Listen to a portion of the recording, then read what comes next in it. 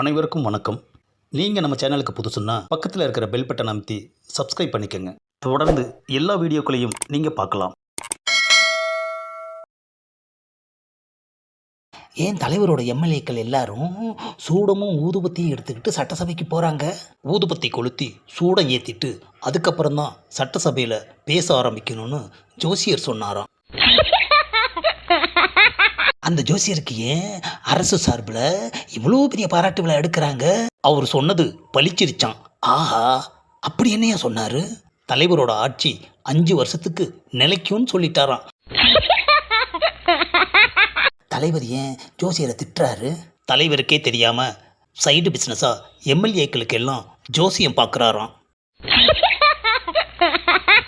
நான் சொன்ன ஜோசியம் மக்களுக்கு கேட்டுச்சோ இல்லையோ, அந்த கடவுளுக்கு கேட்டிருக்கு. அதுதான் அடிச்சாம் பாரு அப்பாயின்மெண்ட்டு ஆர்டரு. நாளையிலிருந்துன்னா அரசாங்க ஜோசியர். என்னை பார்க்கணும்னா www கைப்புள்ள.com அதுக்கு மெயில் அனுப்புங்க. தலைவர் புது திட்டம் ஒன்று கொண்டு வர போகிறாரு. என்ன திட்டம்? வீட்டுக்கு ஒருத்தங்க கண்டிப்பாக ஜோசியம் படிக்கணுமா.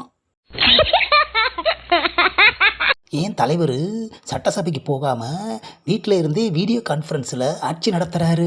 சட்டசபையில் அவருக்கு ஒரு பெரிய கண்டம் இருக்குன்னு ஜோசியர் சொன்னாராம். அதான். என்னது, தலைவர் திடீர்னு அதிர்ச்சி ஆயிட்டாரா? ஏன்?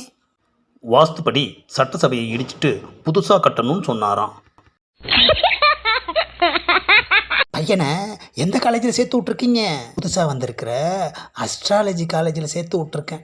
அஸ்ட்ராலஜி படித்தா உடனே அரசு வேலை கிடைக்குதான். தலைவர் ஏன் இவ்வளோ சோகமாக இருக்காரு? அவரோட செட்டப்பை 6 மாதத்துக்கு பார்க்கக்கூடாதுன்னு ஜோசியர் சொல்லிட்டாராம்.